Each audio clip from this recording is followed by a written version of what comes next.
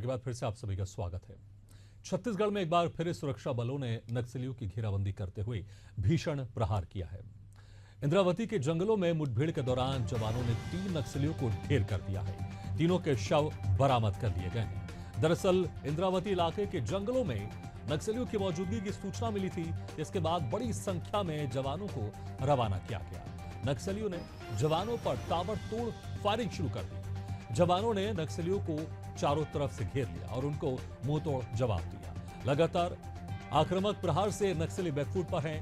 वो बार बार सरकार से शांति वार्ता की गुहार लगा रहे हैं, लेकिन प्रदेश सरकार ने साफ कर दिया है कि बंदूक का जवाब बंदूक से ही दिया जाएगा।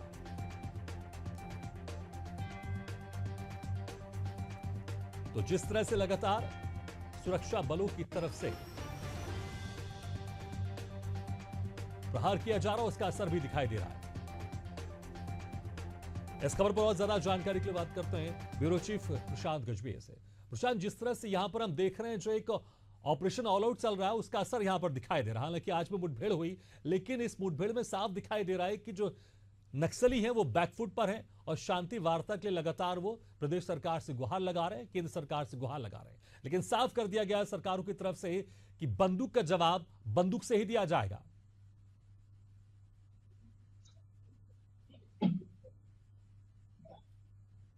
प्रशांत, आपको मेरी आवाज सुनाई दे रही है? आ रही है आवाज?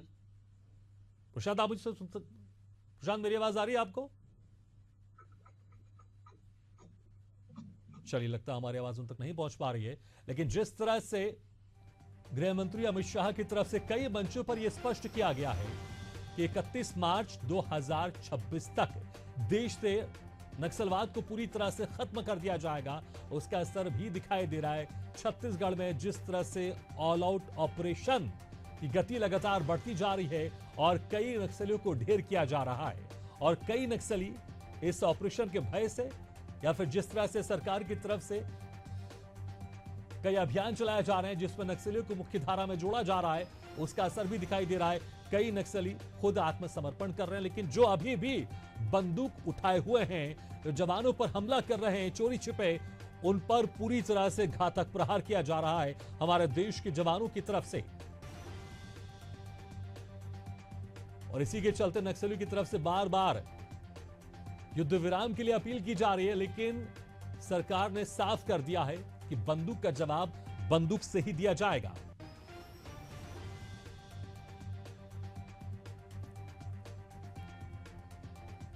तो लाल आतंक पर यहां पर कड़ा प्रहार है और इसका असर भी दिखाई दे रहा है। कई नक्सली इस भय से सरेंडर भी कर रहे हैं।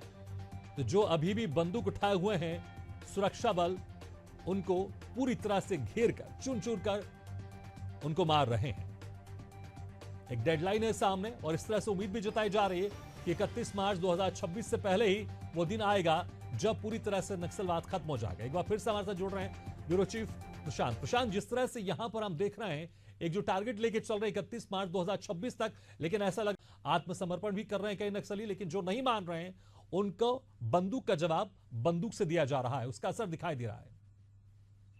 बिल्कुल 2026 मार्च जो है नक्सलवाद को खत्म करने की बात जो है केंद्रीय गृह मंत्री अमित शाह ने की है, और हाल ही में दौरा भी किया था अमित शाह ने दंतेवाड़ा का। दंतेवाड़ा से स्पष्ट रूप से कहा था कि एनकाउंटर्स होंगे अगर नक्सली आत्मसमर्पण नहीं करेंगे। आत्मसमर्पण करके मुख्यधारा में जुड़ जाएं, नहीं तो एनकाउंटर्स होंगे। उनकी मान में घुसकर उनको समझाइश दी जाएगी, गिरफ्तारी की जाएगी। इस तरीके से ताजा मामला आज का है, जहां बीजापुर और दंतेवाड़ा की सरहदी क्षेत्र जो इंद्रावती टाइगर रिजर्व का है, वहां पर दंतेवाड़ा और बीजापुर के डीआरजी, एसटीएफ और कोबरा की संयुक्त रूप से पार्टी पहुंची हुई थी।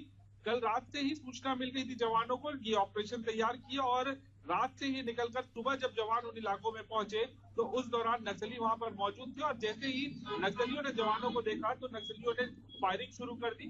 जवाबी कार्रवाई में जवानों ने भी फायरिंग की और मौके पर 3 नक्सलियों को ढेर कर दिया, जिसमें से एक नक्सली बताया जा रहा है एलओएस कमांडर अनिल पुणे में, जो कई हमलों का मास्टरमाइंड रह चुका है और बड़ा कैडर है नक्सल संगठन का। एक बड़ी सफलता बिल्कुल कही जा सकती है। तो वही 2 नक्सली और जो मारे गए हैं उनकी पतासाजी की जा रही है। हालांकि दोनों का स्पष्ट जानकारी नहीं मिल पाया, लेकिन जो अनिल पुणे मारा गया है वो कई ब्लास्ट में शामिल रह चुका है जो मास्टरमाइंड के रूप में, तो बिल्कुल कहा जा सकता है एक बड़ी सफलता है। और जिस तरीके से आप कह रहे थे कि 2026 मार्च से पहले ही नक्सलवाद खत्म हो सकता है, इस बात से कोई इनकार नहीं किया जा सकता, क्योंकि जिस तरीके से हालात है और लगातार जिस तरीके से सफलता जवान लेकर आ रहे हैं और नक्सल संगठन में जो बिखराव की स्थिति है, लगातार आत्मसमर्पण किया जा रहा है, लगातार गिरफ्तारी हो रही है, और जब जो गिरफ्तार नहीं हो रहे, जो आत्मसमर्पण नहीं कर रहे हैं, ऐसे नक्सलियों को उनकी मांग में घुसकर उनका जवाब दिया जा रहा है। तो बिल्कुल कहा जा सकता है कि केंद्रीय गृह मंत्री अमित शाह ने जो दावा किया है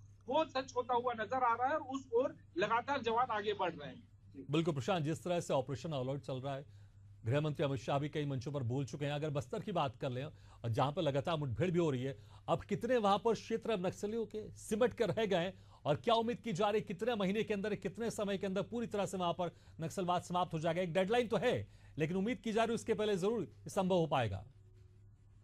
देखिए, नक्सलवाद को खत्म करना ज्यादा जितना आसान दिखता है उतना आसान नहीं है, लेकिन जो एक रणनीति तैयार करके जवान अंदरूनी इलाकों में पहुंच रहे हैं और जो कैंप खोल रहे हैं, कैंप खोलने के बाद उसके 5 से 10 किलोमीटर का जो एरिया होता है वहां नक्सली जो है वहां से हट जाते हैं, क्योंकि मूवमेंट जब होता है जवानों का और आम नागरिकों का, तो ऐसी स्थिति में नक्सली जो है उन इलाकों को छोड़कर दूसरे इलाकों में शिफ्ट हो जाते हैं।